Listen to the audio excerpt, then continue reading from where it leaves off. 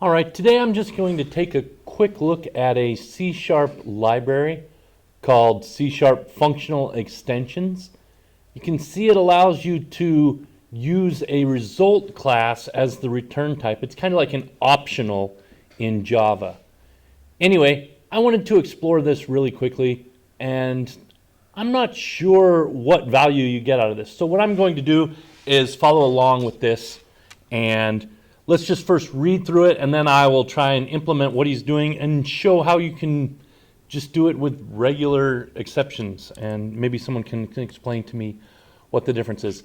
This is in, this was an email I got, but the site it is from is a pretty cool site based on a book. It's Enterprise Craftsmanship, the Unit Testing with C# book by Vladimir Korikov. I do recommend this book quite a bit. I've got it myself, both a hard copy and a digital version. And anyway, let's jump through this. I'm going to make this font a little bigger so it looks easier to read on YouTube. And I'll scroll through here. So what we're looking at is the C# Functional Extensions library. And it's available here on Vladimir Korikov's repository on GitHub, but you can just install it with NuGet. So let's go ahead, and I'm just going to use .NET Core and create a new project. So let me just create a new window, and I'll bring it on screen. Oops, there we go. All right, so again, let's kind of make this font good size for YouTube consumption. Oh, that's probably too big. There we go. All right, so I'm just going to go to my temp directory, and I'm going to do .NET new SLN for solution, and I'm just going to call this, they're using email, so I'm just going to do this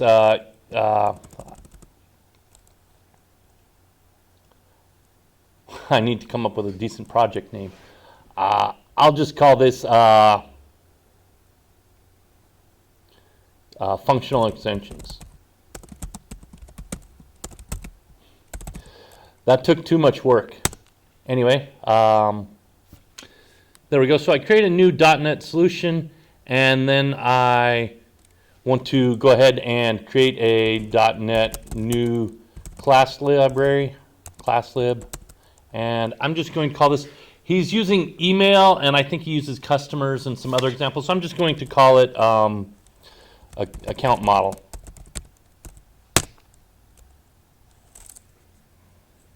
And I'm going to create a new XUnit library, .NET new XUnit account model.test.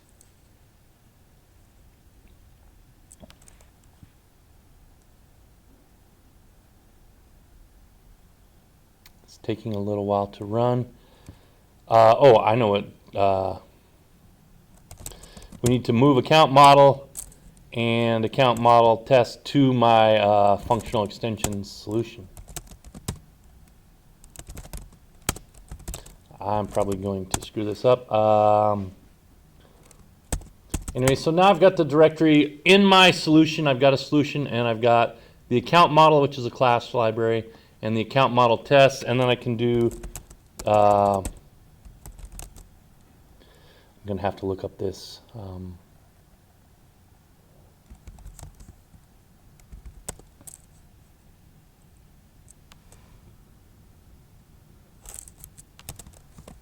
think I can just say account model and account model test.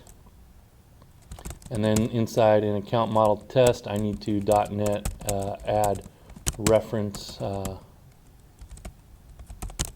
to account model. There we go. So now I've got this tree structure in my. Let's go to our root directory. So under our functional extensions solution, we have two things. We have the account model class library project. Here's its CS project. And then we have our account model test XUnit project. And it's just empty. So now I can go ahead and open Visual Studio Code, if I can type it, and bring that in line.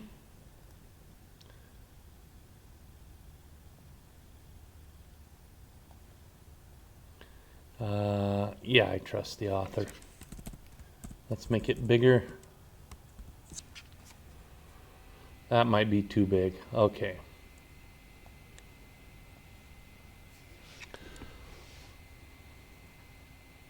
Yeah, it's off screen. I need to bring this up. It's waiting and waiting for Python. We don't need Python for this instance. So, all right. So in our account model, we've got a class. We don't want to call this class one. We just want to call this email. Required assets to build are missing. Yes.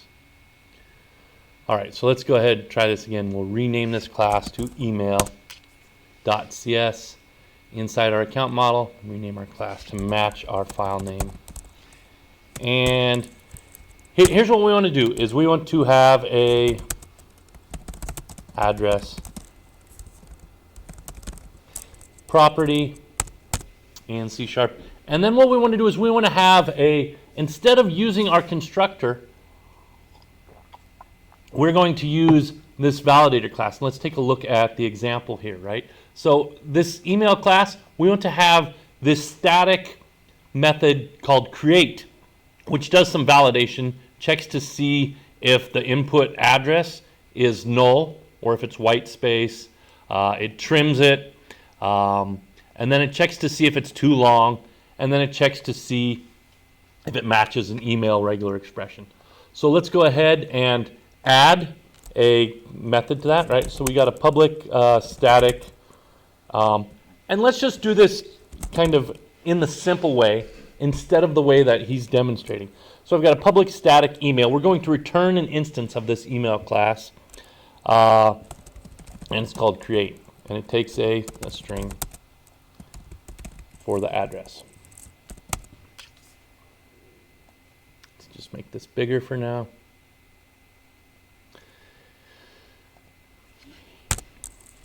All right, so the easiest thing we can do is we can do return new email with address equal to our address. So we don't have any validation or anything going on here, right? Single equals there. There we go. So we're just creating a new instance of an email class. We're setting the address to what we're passing, and then we're returning that instance. So it's kind of like a factory method. Probably not quite. Let's create a test in our account model test. So we go here. I'm going to create a new file, and I'm going to call this email tests.cs. And I want to using XUnit. I've already got a class going on there. So I'm just going to grab. Really, all I need is the using XUnit in the fact. Okay, I'm just going to delete this unit test and create a test from scratch. All right, so thank you. Using XUnit, capital X, lowercase u, and then rather than putting in a account model dot test namespace, I want my namespace to match account model. And the reason I want to do that is so that I don't have to explicitly import account model dot email, right? And then I can create a test class, public class, email tests. Yeah, that matches my file name. And then what I can do is I can go ahead and create a fact decorator annotation attribute. That's the C# word. Create a fact attribute, public void, and then we'll just call this valid email address. And what we want to do is we want to create an email, right?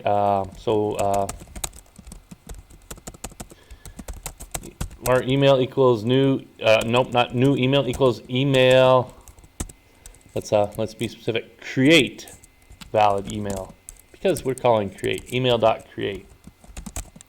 And then we need a valid email address, name@example.com, right? That'll be good enough for now.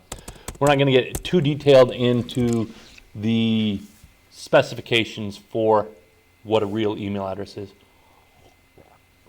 We just want to make sure we've got something before an @ sign, an @ sign, and something after an @ sign, and then a domain as well with a dot, and then something more. So we'll work on that regex in just a minute.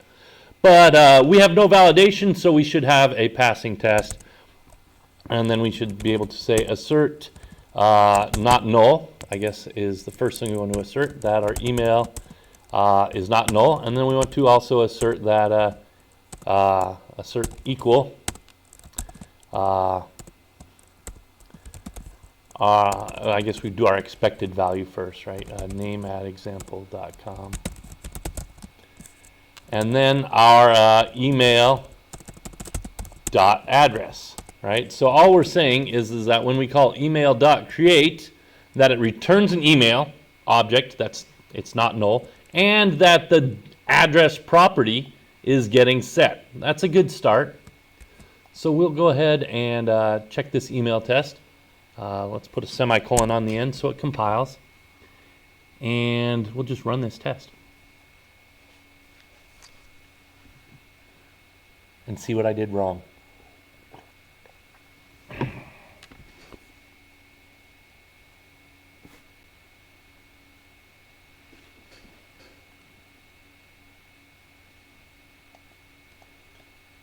Looks like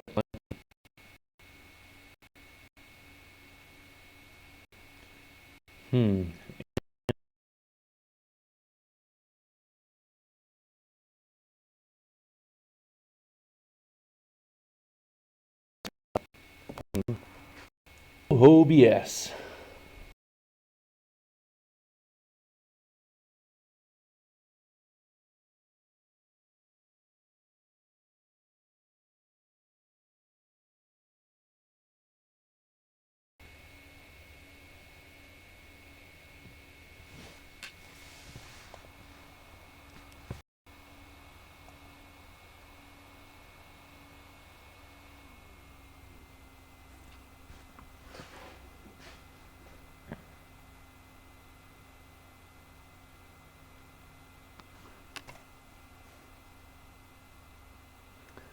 Okay, coming back live. It looks like this old laptop is swapping or something. Anyway, we've got a test that finally passed.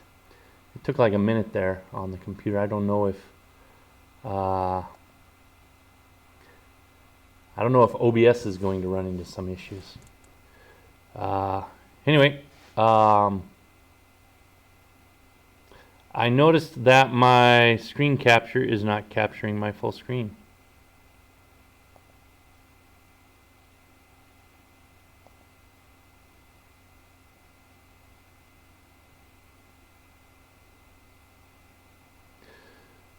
So I've got to make it show. We'll bring OBS in here for a little bit of inception time.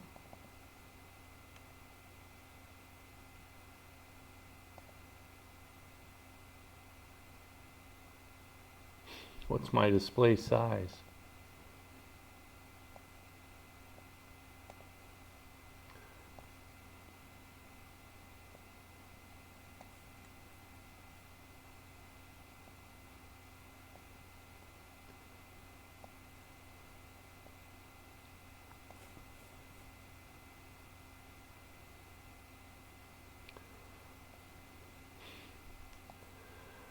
I am the YouTube expert extraordinaire, I think, maybe.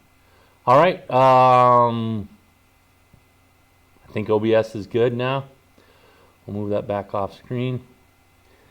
And yeah, okay, so we can see the full screen. Total test, pass one. Fun. Drink from my pink cup. And okay, so we've got a passing test. Problem is, we go ahead and create a invalid email address, and let's see what happens.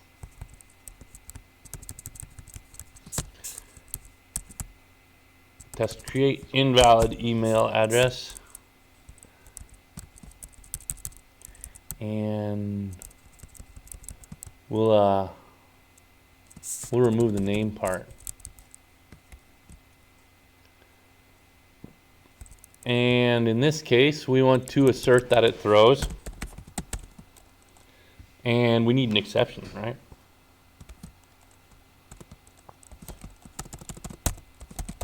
We're going to create an email exception class, and we're going to pass a lambda into this assert throws.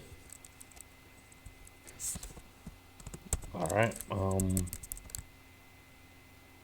So we're writing a test first here, and I just know this because I've kind of worked through this example at least partway. Okay, so we have a failing test. The first thing we need to create a class called email exception. So we go to our email.cs file. I'm just going to put it right here in the same file. So beneath email class, I'm going to do public class email exception extends exception, like so. And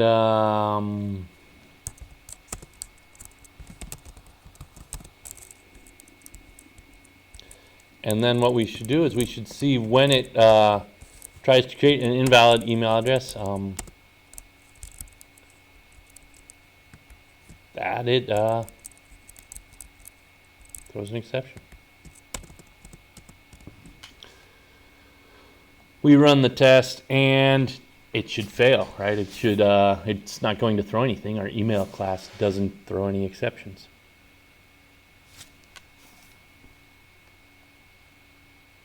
And well, it passed, so that's weird. Oh, it was just moving slow.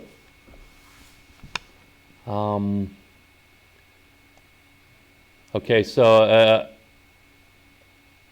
account model test, create invalid email address, failed, error messages, assert throws, expected exception. We didn't get an exception. So let's cause it to throw an exception, right? Well, in order to do that, we need to do some validation. So we need to check if it's a valid email address. And that's where we hop on over to our examples here. And we can see the example that it shows is if null or white space. So let's go ahead and borrow this code inside our email class. I'm going to make this a little bit smaller. That's maybe too small. I hope that's still perfectly fine to read on the tubes. All right, so we want to say if address, I guess what is it? If string dot is null or white space address. So if it's an empty string or it just contains spaces. Well, let's go ahead and throw new email exception. And then address must not be empty.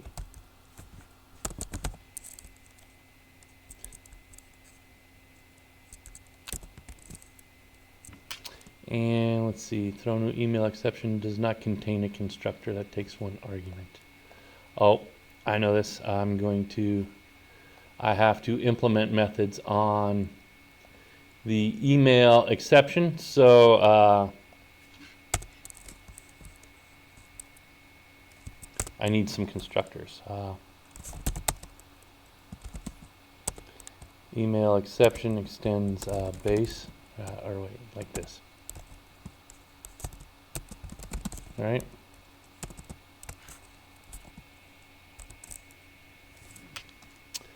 Let me look at my cheat sheet over here.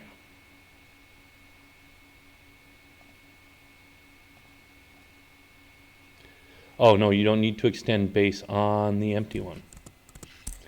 Of course, there's nothing to call in the super. Okay, so public email exception with a string That's what we need. Our message. And now we can call base with message.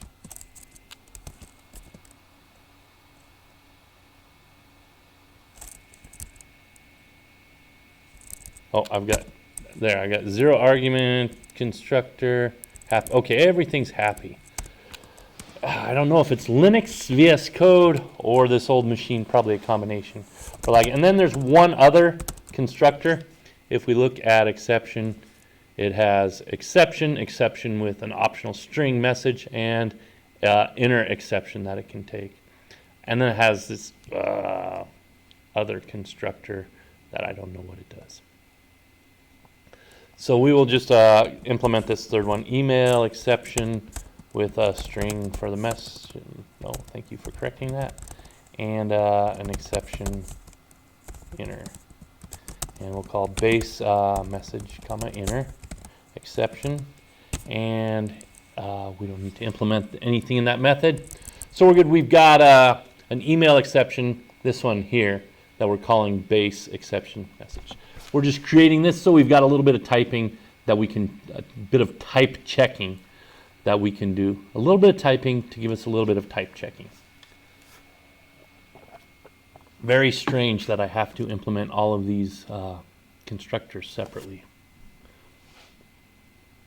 Even if there is a valid reason for it, which I'm assuming there is, you'd think they would just create a base class that you can borrow from without having to re-implement those over and over again. All right, so if it's null, and then we've got a couple other checks, and we'll if the length is less than 50 or 150, and I'm just throwing exceptions here, right? So if address.length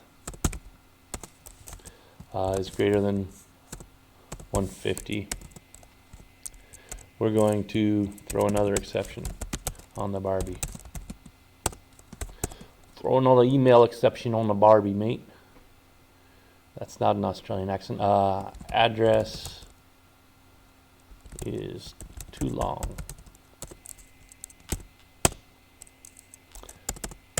And then our last exception, we've got a regular expression. If address, if regex, if not regex dot match. Let's get this up.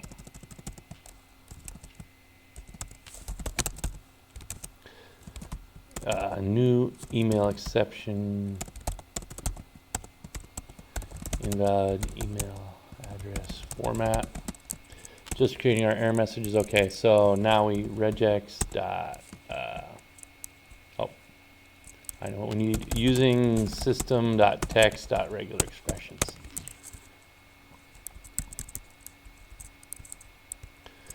Where's my cursor? If regex dot is match. Let's take a peek. Yeah, is match. So if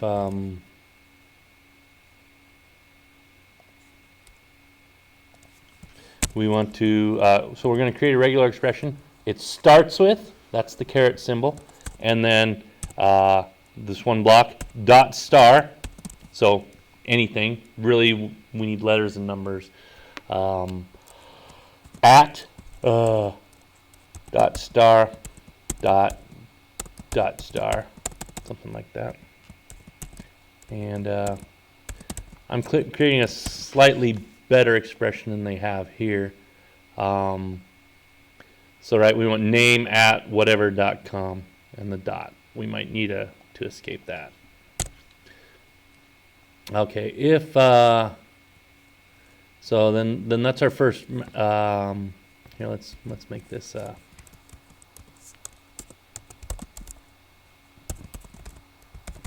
Be explicit here.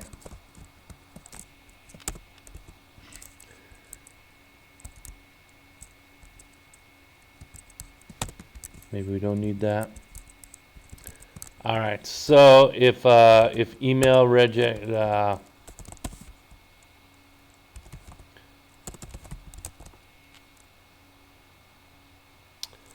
Okay, so the first value is our input. So if address matches our email regex, do we need like a quote thing?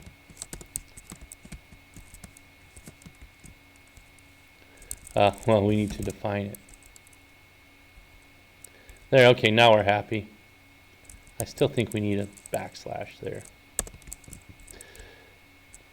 All right, so if regular matches, if the address matches the regular expression, then invalid email address format. Okay, so we've got our 3 checks. We need 3 tests for these 3 checks, right? Test driven, not necessarily test first.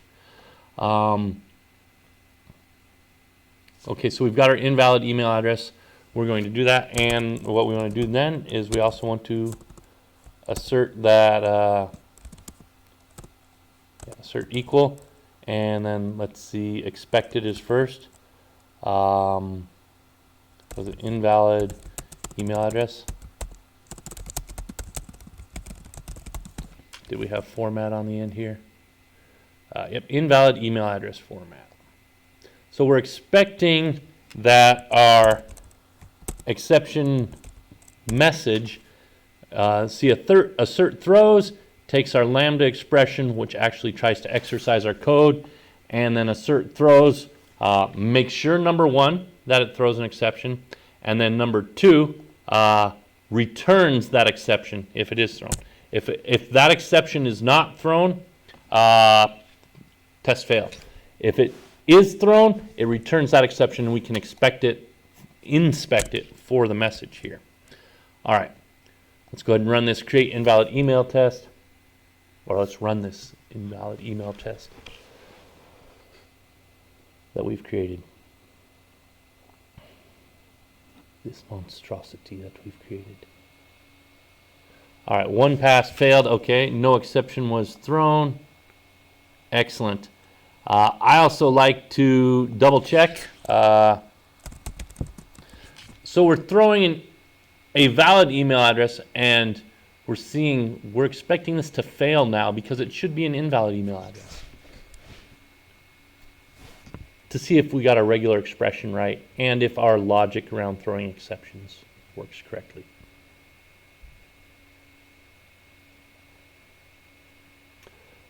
See, it passed. We've got a problem.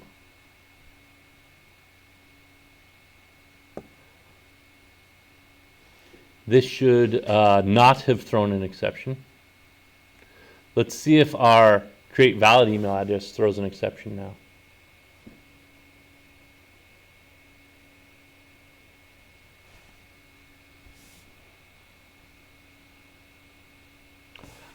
See, that's what regression testing is all about. I run all tests, or rather I go to the test inspector.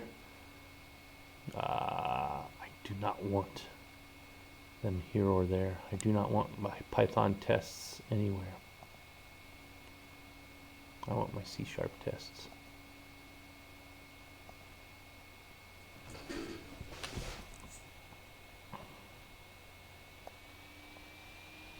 Okay, so under email address, we've got create valid. We're running the test explorer to try and find our other tests. Anyway, we ran just running from clicking run test, run all tests here. We've got 2 tests executed, 1 passed, 1 failed, which is what we're expecting, except the one that passed is not the one we were expecting to pass, and the one that failed is the one that should pass. So let's take a look at this. Invalid email address format on count model email tests line 11.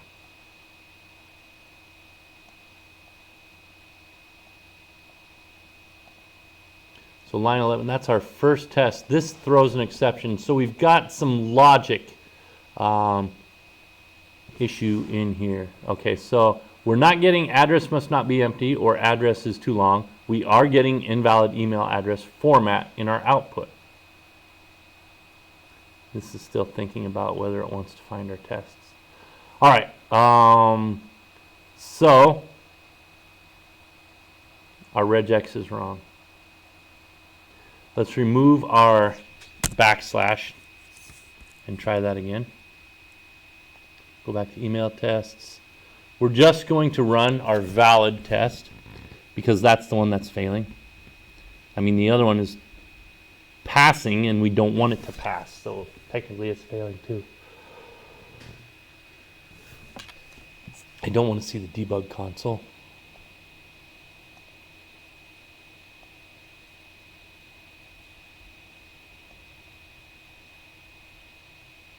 All right, we've got 0 pass, 1 fail. How do I clear this out? It's too hard for me. VS Code. Okay, invalid email address format. It's still not working. So let's kill our output here. Let's look back at our code. Okay, if regular expression matches, so it doesn't matter whether it has that or that.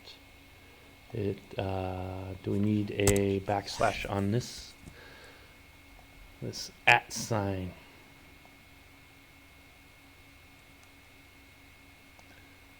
View. I want to get rid of the debug console.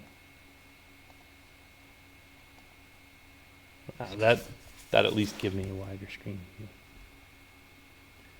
Starting running invalid email address format. Pass 0 failed. Hope you're having fun watching me. All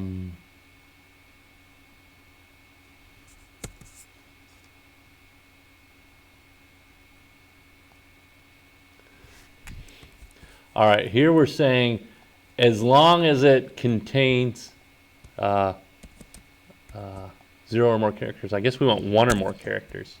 Anyway, let's borrow the exact string that they're using here. Oh, equals false.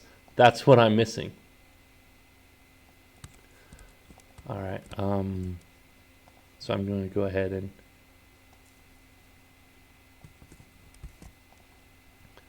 borrow that whole thing. And in the meantime, I'm going to bring my regular expression back that I think is right.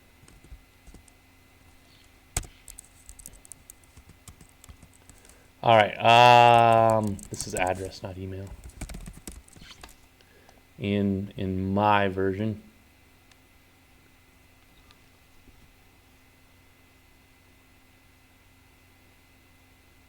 Invalid token return.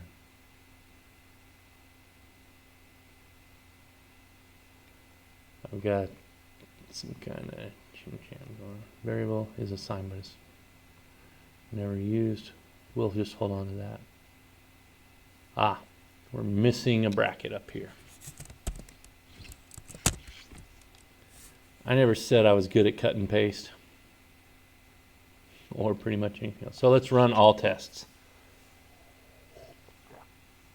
Yeah, I didn't have that equals false.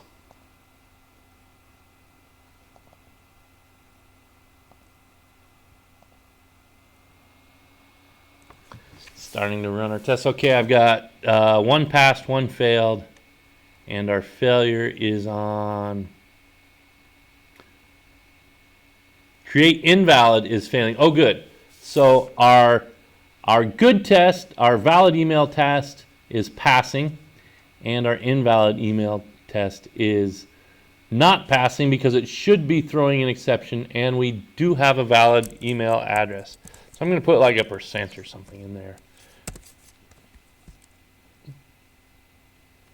And then I can run all tests again. We should have 2 passing tests now.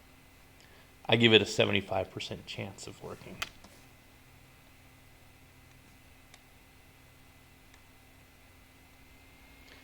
Passed. Oh, bet on the winners.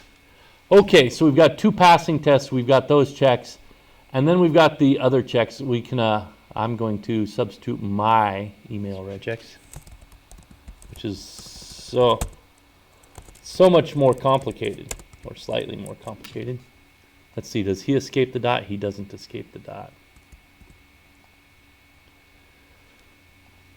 All right, we won't escape the dot either. We've got a bunch of dots in parentheses here.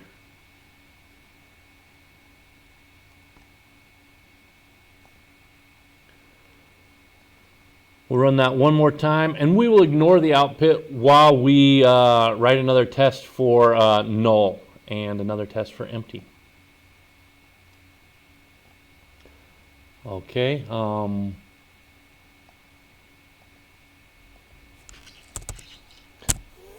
Fact. Oceanology. Public void create empty email address fails. This should probably be called our throws, right?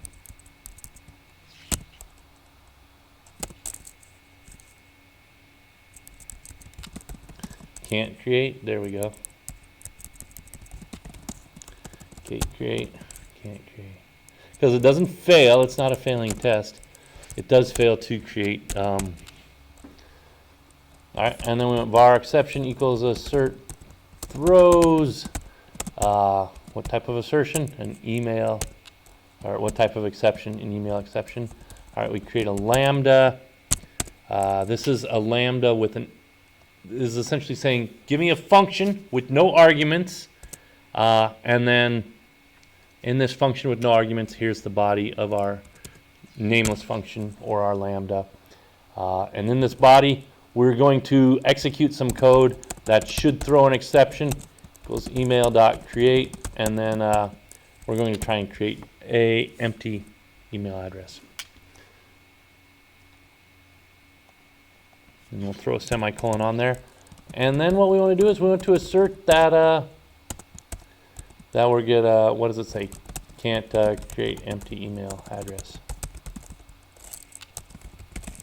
I don't remember what my exception message was because that was several minutes ago. But it probably wasn't that. But it'll at least tell us, hey, we threw an exception, we got an exception, but our message was something different than one we got, and it'll tell us. So this gives us a failing test that we can then sanity check to make sure that we are triggering the right exception, or that we are at least triggering an exception.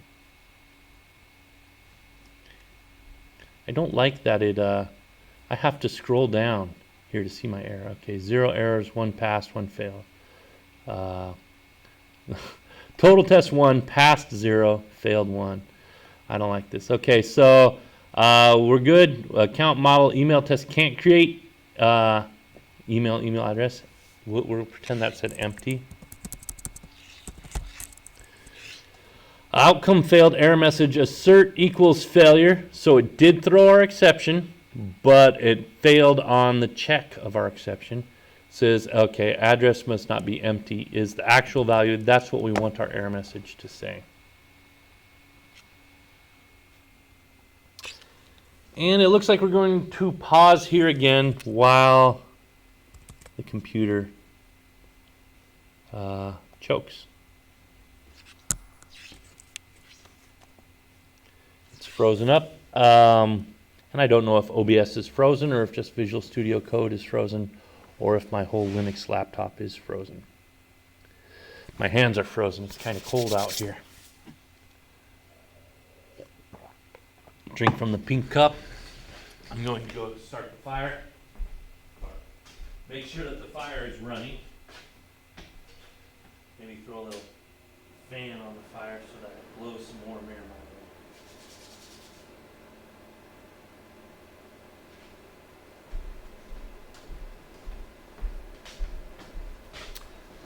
So the wood stove is over there behind the chair.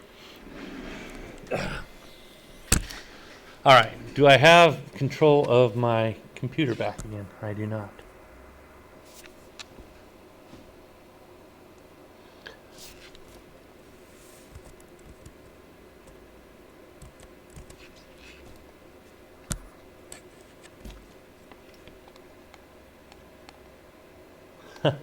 I think it's the mouse. Maybe the mouse battery is running dead.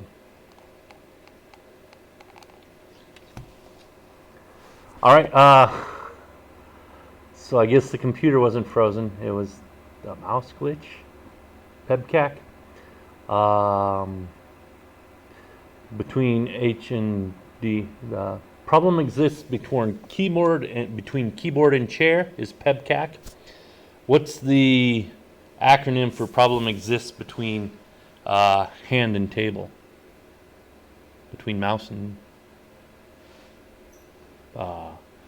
Bluetooth? Whatever it is. What have we got? I think I was just trying to run the test. The empty email test.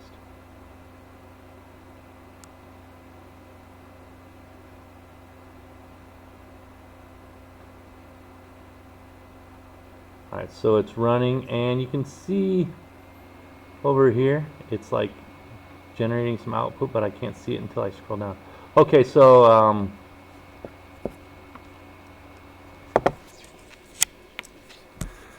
it looks like the mouse is dying. So I switched to keyboard, or the touchpad.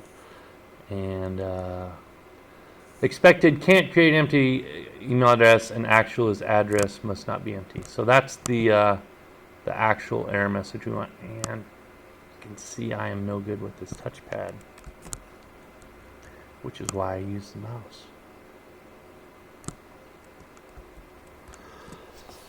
I suppose I should learn to be better at Vim so I don't use a mouse or a touchpad at all.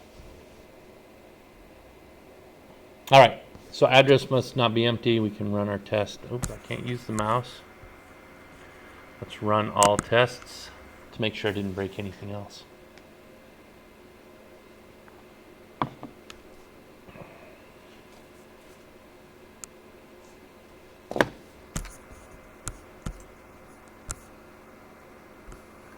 Alright, passed, empty, we're cool.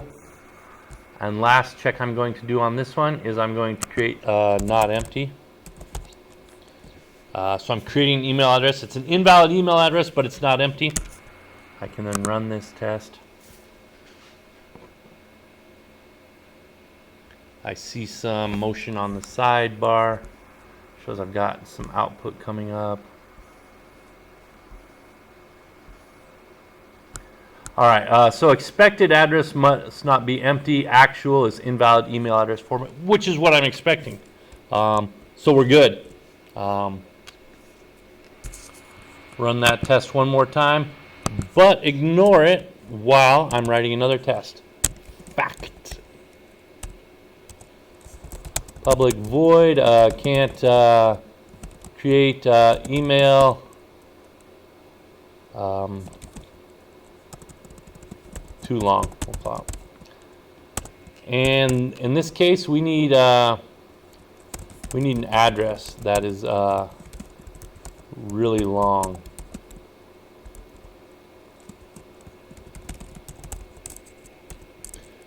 And by really long, I mean really too long. I need it to be at least 150 characters. So here's how I'm going to figure that out. I'm going to put this on its own line. Alright, so I'm starting at character 1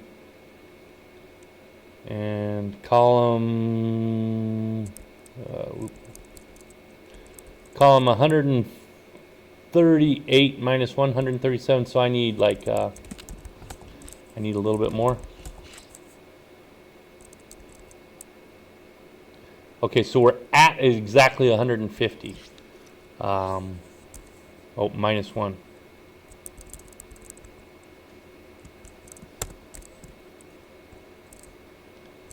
So that's 149.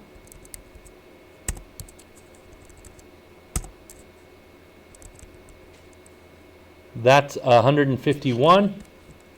That should trigger our error because we're checking if our email is under 150. So we'll put this back up on its original line here, and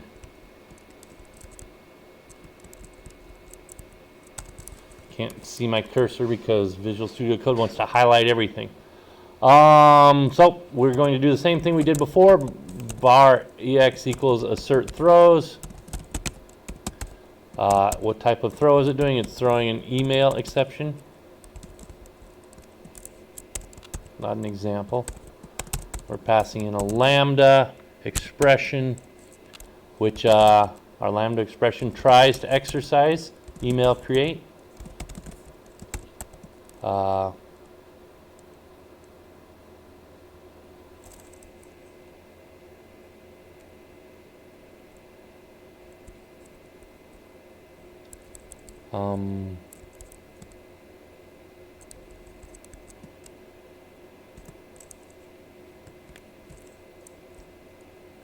I don't know where that can't create empty address got in there, right? We want that to be empty. We'll catch it on the flip side, and then we're going to call this really long address. Not really long address. If we have to type as many reallys as we did up above, we might as well just include our whole string in here. All right, close our argument. Because our lambda expression here, this is just an argument, right? We can actually take this and move it out.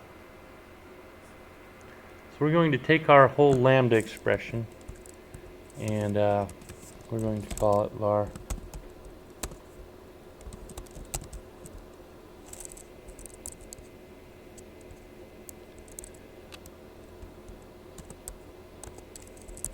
I'm not sure how to do that. Do I need to call it like, okay, let's figure it out. I need to learn something today. Csharp, create variable with lambda. Figure it out, duck, Google. Touchscreen only works below. Declare variable, no, not in lambda expression.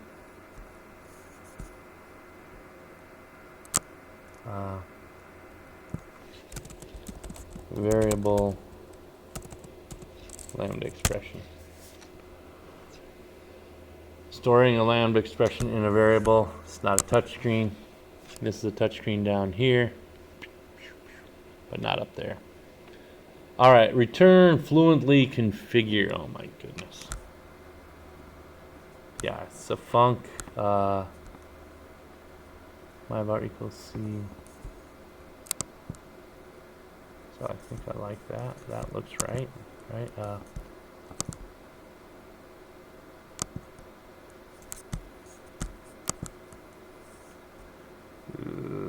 So what's C? Equals configuration equals C. So this is my lambda expression, my func object, funky, and equals C calling. Nice. Here we go. C plus 7 locals. That is too weird of an example, right? And it was from 2010. Googler. Read the rest of this with a free account.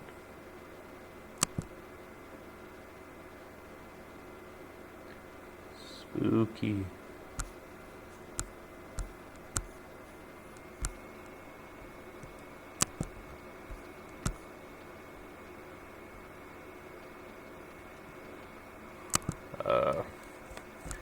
You want to fight Google or Medium or whatever you are?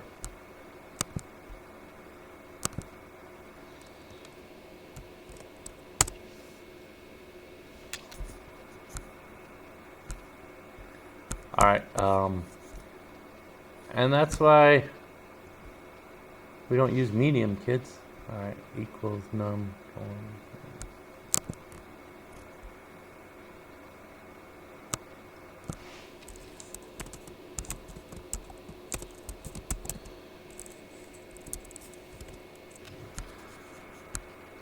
Func int square, funky.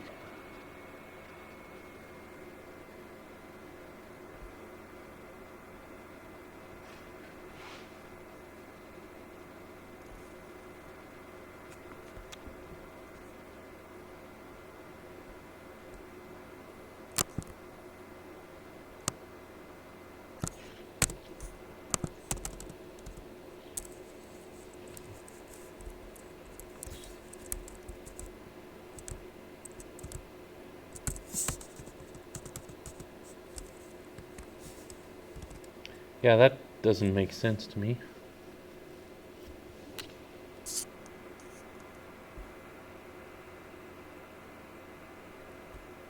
Yeah, we can have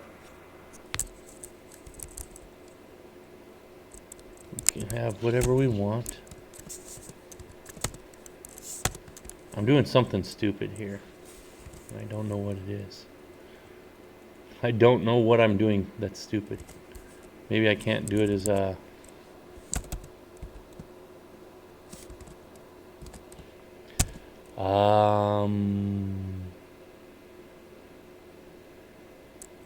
I'm losing patience. Maybe it's the... No, it's not the word lambda.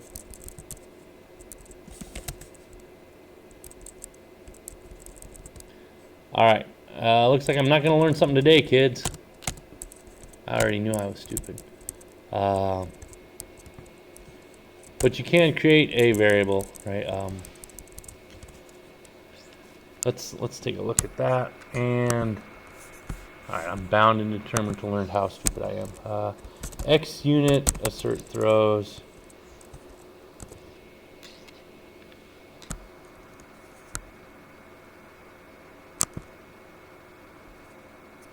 Next one looked good, actually. So that's just using my way. Assert throws, just inline.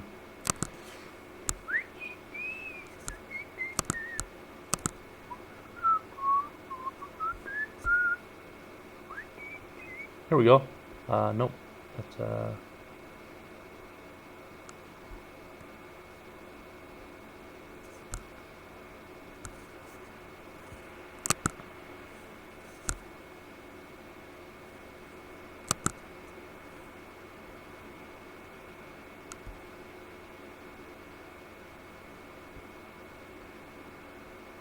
action equals. That looks perfectly fine to me.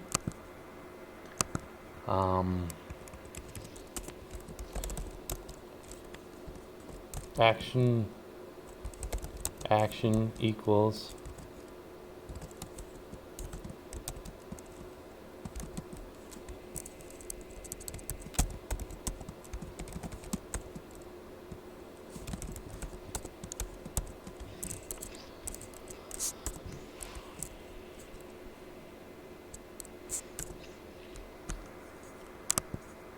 Help me, Rhonda.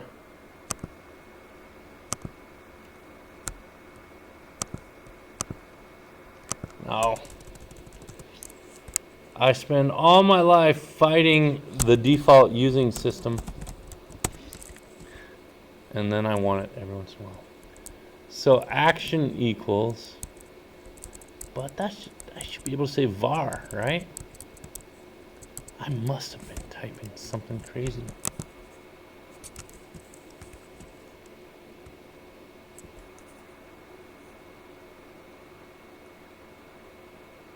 Ah, there we go. Inferred delegate types is only available in C# 10 plus, and this is apparently 9 on my old Linux machine. So now I can. I learned something. I learned that I knew approximately what I was doing, but that my computer did not know what I was trying to do. And I can call this action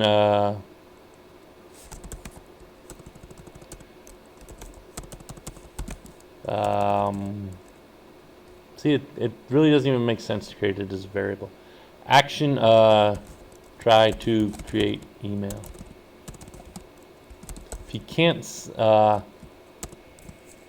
can't name something, then maybe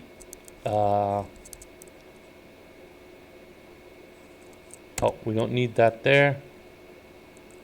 We do need that there. We don't need it there.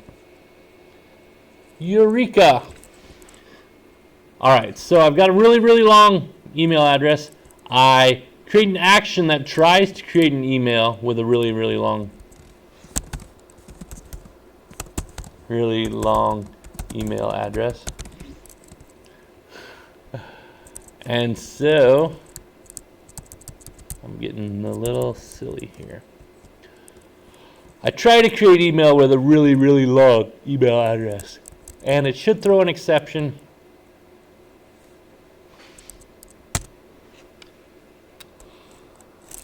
So the trick is type inference doesn't work on whatever version of C# I have on this Linux machine. And then I also want to assert equal, and then my expected address is too long. Again, I'm not sure what the message I actually put the first time is, but this gives me a sanity check. If it passes, then I'll look at my code. If this test doesn't throw the if this test passes, meaning it doesn't throw an exception, then I'll look and see what the actual message is to see if it's wrong or not.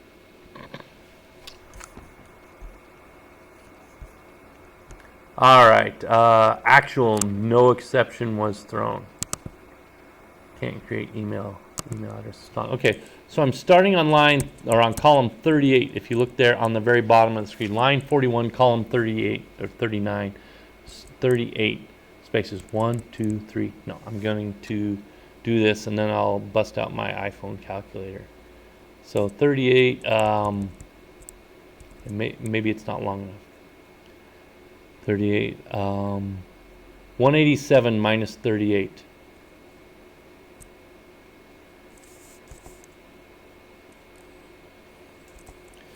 Let's just put in a couple extra dots in there and see. We'll just keep adding dots until it fails, or until I feel like debugging.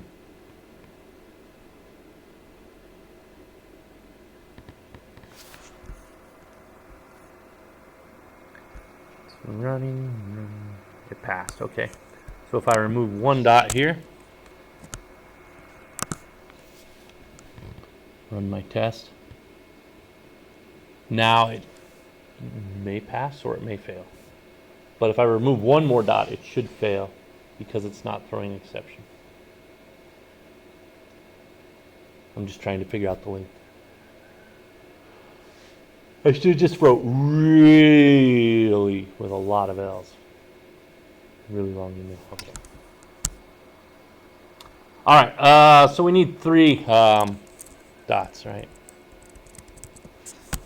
We'll make them Y's instead of dots. Okay, let's run all. Make sure we didn't break anything else in the meantime. And let's stand up and get our stretches in. 1, 2, 3, 4, 5, 6, 7.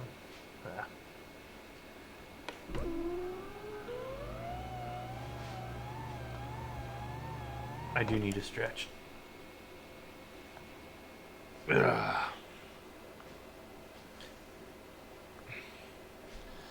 Getting old. Staying ugly.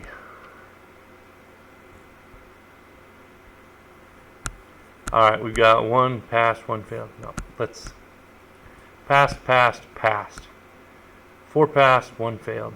Which one failed? Can't create email too long. Alright, so let's clear our output.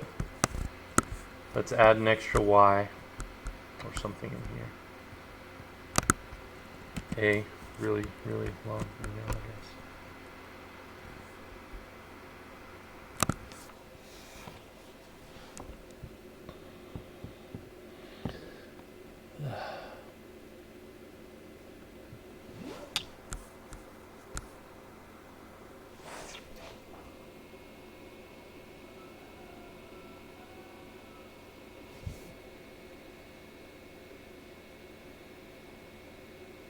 We haven't even looked at the example that I wanted to test yet. This one passed. Okay, so now we have roughly the equivalent of this. We can close this down. All right, we have roughly the equivalent of this implemented using throwing exceptions. Ugh. If we look at our email, right, we're throwing exceptions, and it's pretty clear. I like the flow of throwing exceptions, but let's go ahead and implement this his way.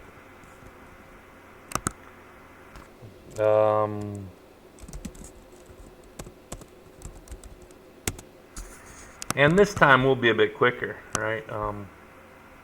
We're just going to grab this namespace account model public class email to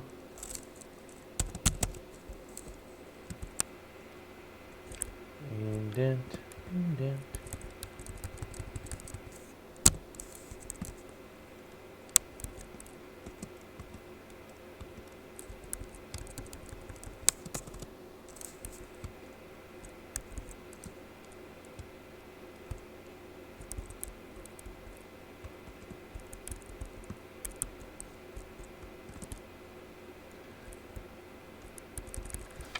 All right. I love this 0 references. Why does Microsoft think I want to see 0 references or 77 references every time I look at my code?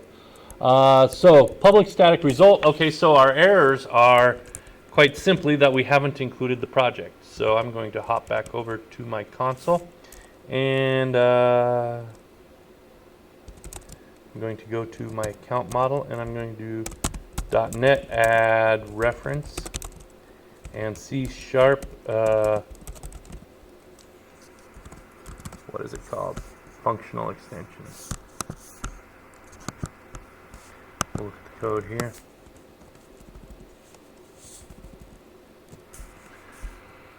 Okay, .NET add package, not .NET add reference, C# functional extensions. That's what I thought it was.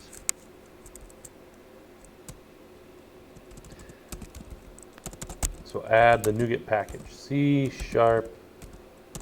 functional extensions.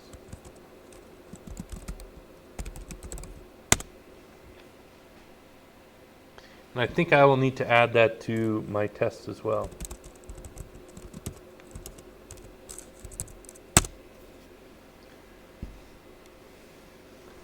All right, so I'm really peeved that my mouse died. In our account model test, we've got reference to account model, and here we've got C# functional extensions as well as XUnit. And here in our account model project, we've just got the reference to C# functional extensions right there. Looks like my face is obscuring the screen.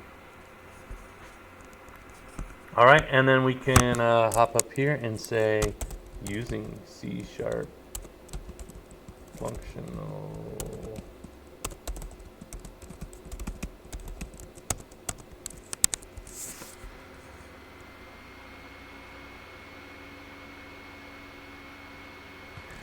Am I missing it? No. I'm missing it.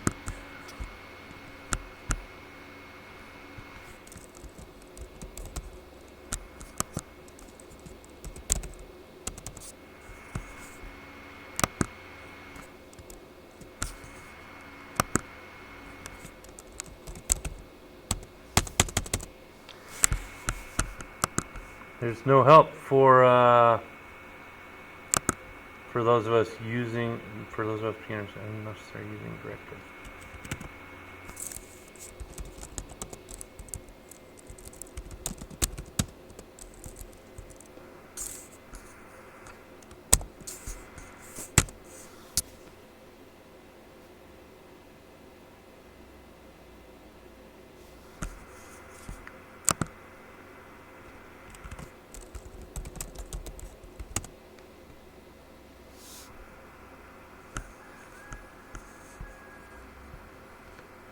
Probably mistyped it or something.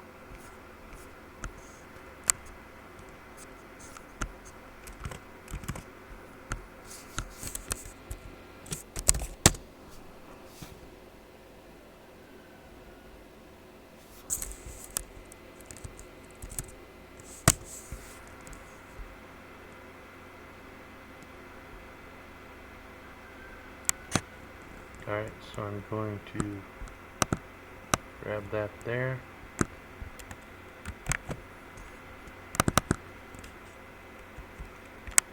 It's extensions, not expressions. Who told you it was expressions?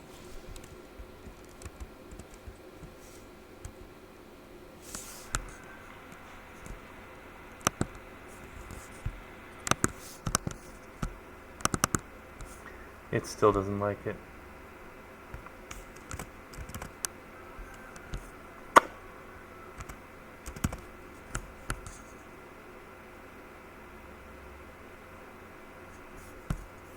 I've literally got code off screen that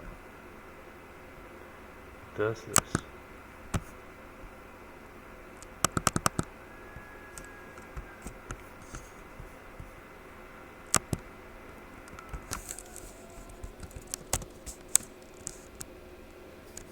Oh, capital S for C#. That is funny because when I do it here, I didn't have a capital S. But it's needed here. Okay, so here's something I've noticed. Maybe the sample code is out of date, or maybe I'm out of date. But anyway, notice how he has result.failure. And the error message I'm seeing here, Vladimir, if you're listening, is cannot explicitly convert type. Maybe this is a C# 9 versus 10 type thing, like in action. Anyway, if I do failure and I pass in the typing of email, it satisfies that. But that makes it extra annoying.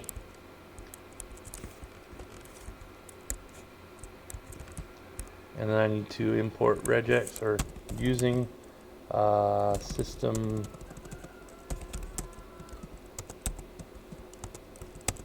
regular expressions. Again, inconsistent naming. And then, well, I've got to call this. Rather, I'm going to change my model here to account model 2 and keep my class as email. And then,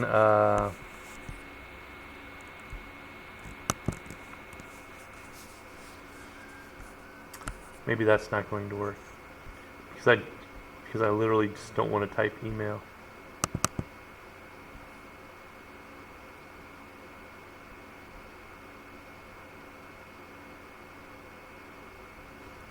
And it doesn't even have like a way to store the address. It doesn't show me a constructor. So I guess if I created a constructor, maybe if I have a private constructor.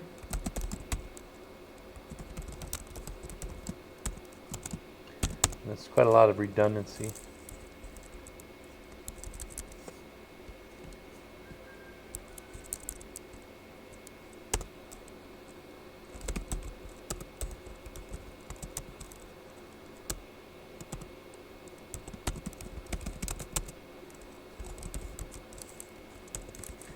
And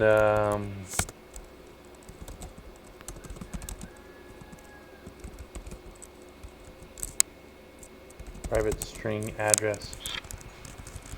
So now I've got to create a constructor as well as having this create builder, factory, helper. So I'm not loving this example either, but I think we've got it in a machine learning. So it says, let's just read through this. Let's talk about the discussion had regarding the C# functional extensions. The discussion was about whether we should enable the conversion from the result class to maybe. The idea is that it maybe returns an email. So we've got this example, and it's not a complete example. It doesn't compile, but maybe it compiles on his system. Results are used for validation as an alternative to throwing exceptions. Well, we've seen how we can do it throwing exceptions. Let's read his reason why. Result is better for validation because, unlike exceptions, it is explicit. Oh, because you can right? C# doesn't have checked exceptions like Java does. So all exceptions will percolate up. I guess that's the reasoning, meaning that in our production code, if we're using, if we're using our original email, we don't have to check our exceptions when they're thrown. I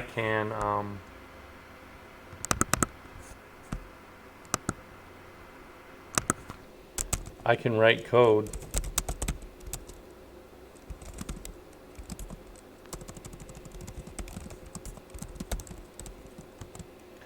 and I can do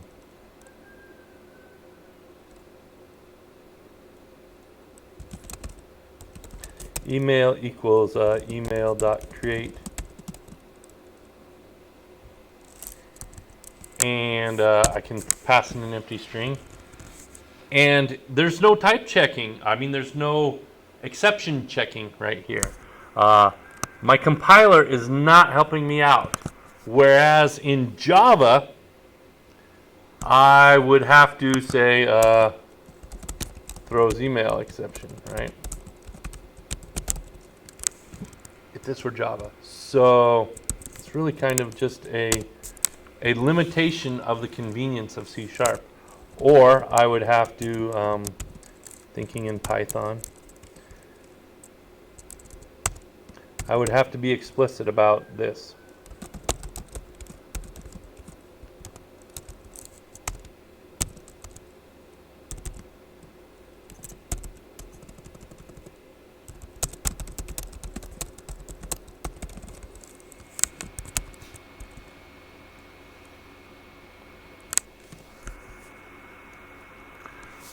Or I would do this, and this is the old way of doing things, right? I would do this. I would do var email equals email create, and then I would say if email equals null,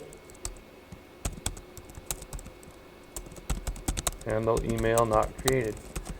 Now, frankly, I think this looks fine. I just don't like the equals equals null. I kind of just wish that this evaluated correctly. That we don't have to check for null. But we're not being explicit, right? This could be because it threw an exception. It could be because we just forgot this line. Or rather, right, if we have this, not this. If I just have this line, and it says it was not initialized.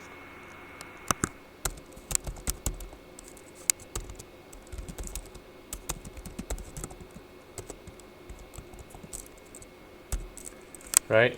So this line, look, we've got no errors here. I can come up here and I can, I've still got no compile errors here because I forgot to call email create. So that's the challenge. If we say, if we're checking null, well, there's a lot of things that could have caused null. And we don't have an error message, right? We could,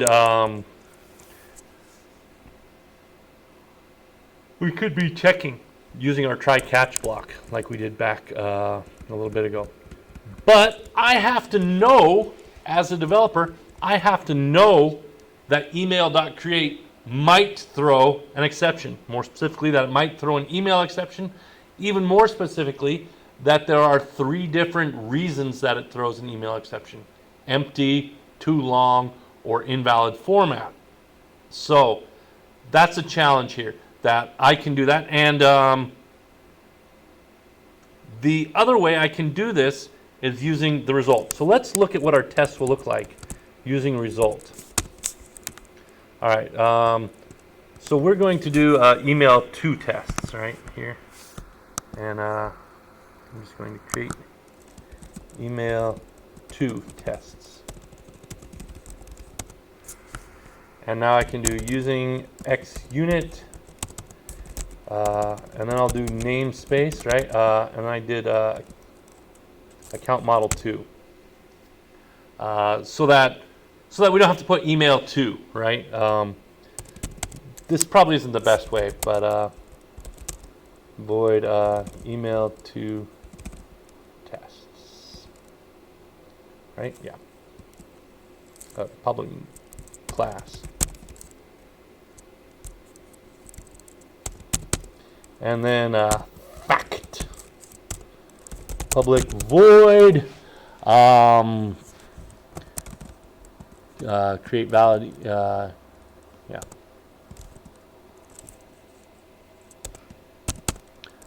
And then we can do this. We can do var email equals email dot create name at example.com.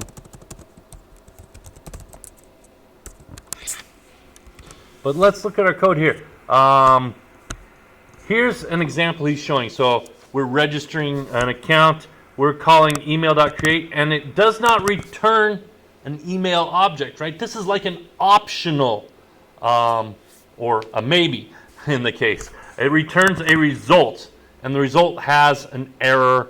It's right. It's either result email is valid or email is invalid, or rather the result is passed or the result is failed, something like that. Let's look at the code and figure out. So we've got email equals email.create. So this var isn't an email object. We try this and it will say no, can't convert from result generic type email to account model 2.email. What we need to do is we need to say result email. So we're saying email is a subtype, just like in our assert throws, we're expecting an email exception. We're expecting a result email, a generic result of type. Here, result brackets, angle brackets, email, right? So this is our return type, not email itself. We want to return a result email, and now we need to figure out what we need. We also need using Csharp functional extensions. All right. That's a great package name or namespace, whatever. So now we've got what should be a working test, and then our email. Here's the part I don't like. Now we've got an object called email, and this is like also in Java, a thread, like you're using thread local, right? That you've got to do thread local.get, or in Java you've got to do optional.get. But now I can do email.value, right? Yeah, email.value, and I can say assert, capitalize, assert that, or assert equal, email, assert equal, and then we can say name at example.com, and then our email.value.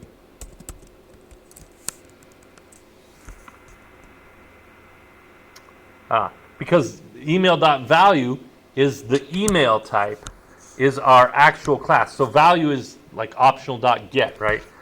So in order to get the value, the actual address, I need the dot address. And our email.to, it doesn't have an address, right? So I'm going to change this constructor, right? This is something I added to make this a complete example. I'm just going to be consistent here with my other example where I use a property, right? I think I use a property in our original email. Here we go. Yeah, so I've got a property with getters and setters. So let's do that. I'm just singing about myself. So, and then I can say,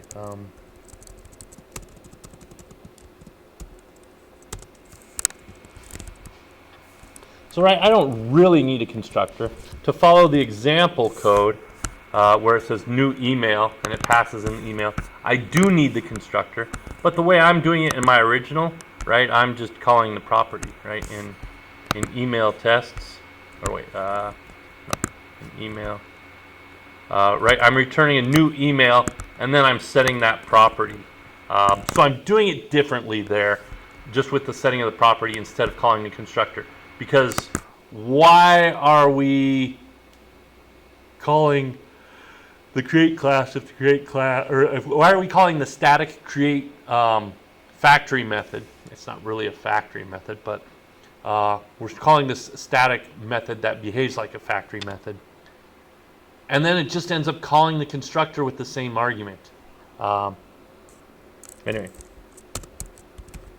so bad form, just because it's an example, right? And in this case, I think the example he's just trying to show is, oh, by the way, we're creating an email address, and yeah, result failure has a message, and result success does not have a message, but it passes in our actual argument or our actual return value. Attack of the yawns. Okay, so email to, we're good here. Email to tests. We've got the create valid email address, so it does email create, so we're getting the address. And then the other thing we can check here, right? Remember how in my original test, I'm doing assert throws, that it's throwing an email exception. That's my first thing that I'm checking. I'm saying, hey, when I create an invalid email, it should throw an email exception. And then I'm asserting also that the exception message is invalid email address format, or address must not be empty, or whatever. So using this result, I can say assert true, which is ugly, that an email dot is success. So what that's saying, that's like saying that it's not null, but again, not null could mean I didn't initialize it, or something else happened along the way. One of many things could have happened, not just that I threw that email exception on my validation. So I get that, and then I can do assert equals, or assert equal, and then I have my expected value here, and what are we even checking? Value is required, invalid length or invalid email. Let's look at this one. Oh, never mind. We don't have a success. And then we assert that it's successful, and then we'll actually, I'm going to, in the interest of time, just create invalid email address, and then we'll use the same pattern, name %example.com, and then we're going to assert is failure, and then we're going to not assert the value of the address. We're going to assert that the email dot I think the error is the text.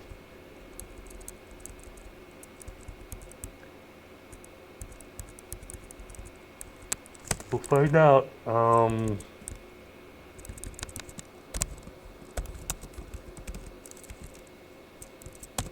Again, I'm using my lack of memory retention for what this error message is to sanity check. So I'm going to run all tests.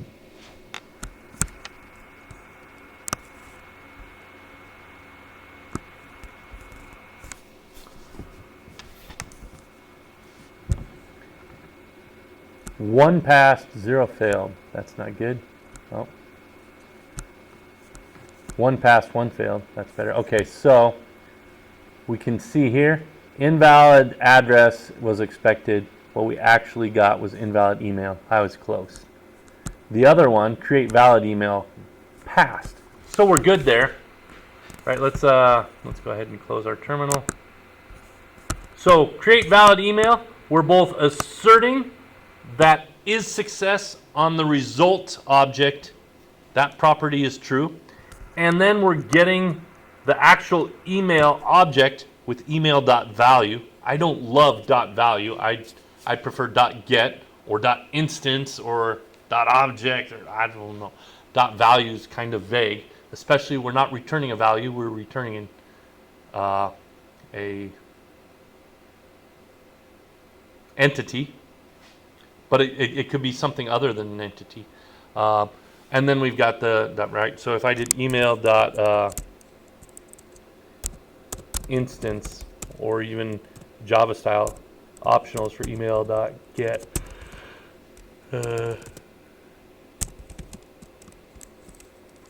Anyway, so we've got to do email.value.address. That's one thing I don't love. Hooray for command history. And then this one, we're failing because it says invalid address instead of invalid email, which is what's actually our message here, invalid email. And then we can run this. So we're running our new tests using result, and then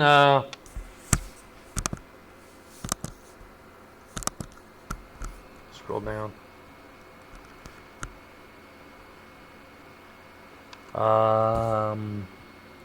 Oh, it's a capital I for invalid.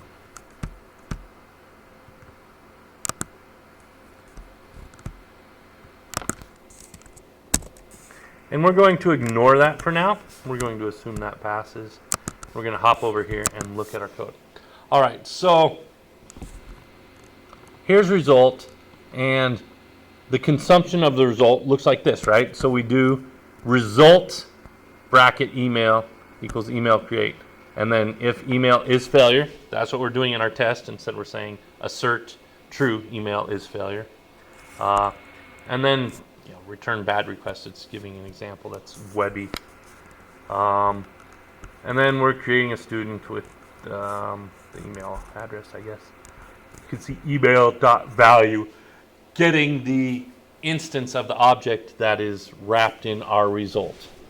Maybe looks similar, but it has different purpose. It is an alternative to nullable. So maybe is like optional in Java land, I think.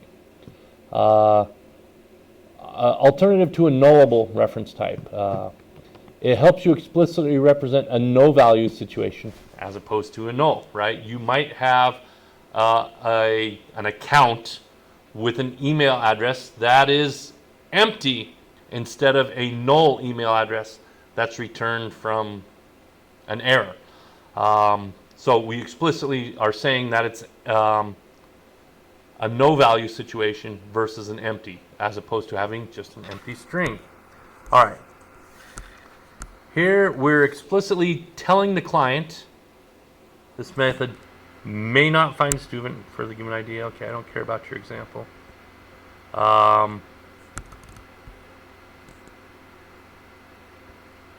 The fast fail principle here.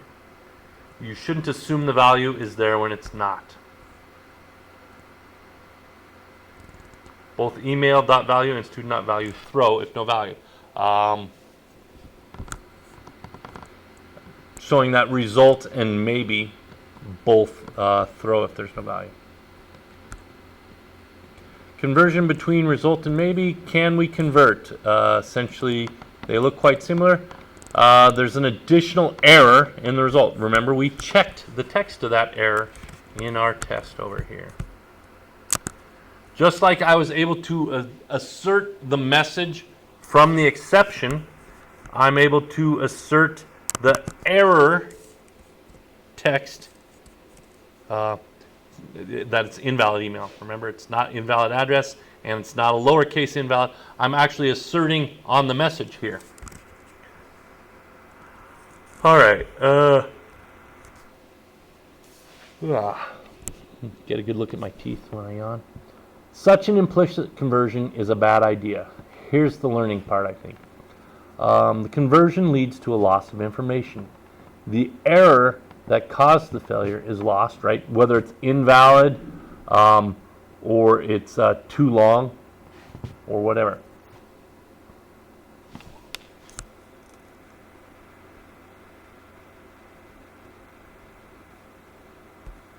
So it's showing how the integers can't be created from doubles, but doubles can be created from integers, in the case of 0 at least. The implicit conversion from double to int isn't allowed because it leads to a loss of information, right? 0.000000, whatever.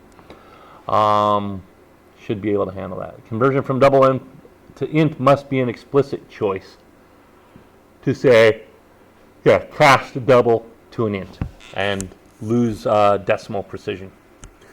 Same with result to maybe. So we've got an email result. Email create succeeds or fails. Or rather it is failure or it is success. But the maybe, right, it's telling if get the value or have it null. So oh, it's saying get value or default. Can we do that in here?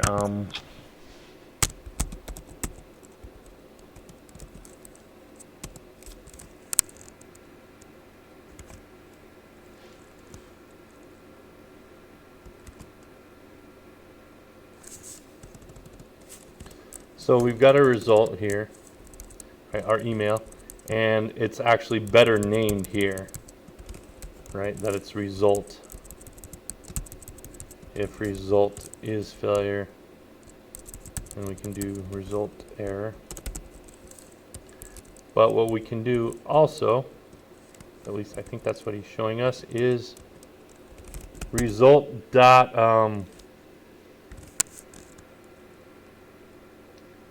get value or default, but I don't see that option here.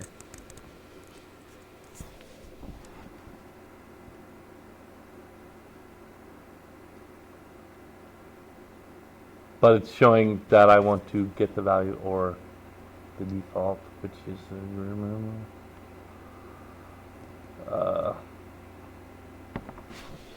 where is this so-called get value or default message? Anyway, this gives us an introduction into number one, how you can do this using try-catch. We talked about how if we use a try-catch block, well, we may lose some information, right?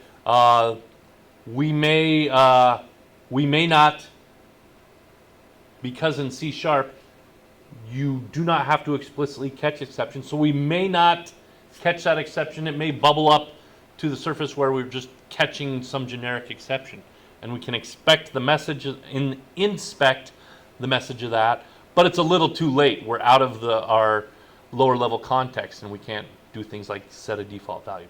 So that's the challenge with try-catch block in C#. It's nice because you don't always have to explicitly catch or throw your exceptions, right? Exceptions are not checked. So the way to get around that is to use this result library that Vladimir Korokov has created in the C# functional exceptions. The result library or the result wrapper not only gives us success or failure without having to use a try-catch block, it's explicit in that it is the result. I don't like the dot value syntax. I know we've got to use something like this. I think just using dot get instead of dot value would make me happier. Or dot instance. That's the term I would use. I don't know. I'd have to think about that harder. And then he also has this maybe class. Now the maybe is it null or is it set or unset? And the maybe class has, it's not concerned about pass or failure. It's concerned about is it set or is it not set? And then we kind of fell apart on our extension here that this get value or default. I'd love to figure out what's going on here. And maybe I just have an old version, or maybe it's an old example. Although I just got it in my email message from Vladimir. anyway, you can check out is Applying Functional Principles to the C# course. What I'm going to do is I'm actually going to inspect the source code here, make this bigger, and take just a section to look at the result class and see what's going on. Look at iResult and get value or default. So I don't see that here.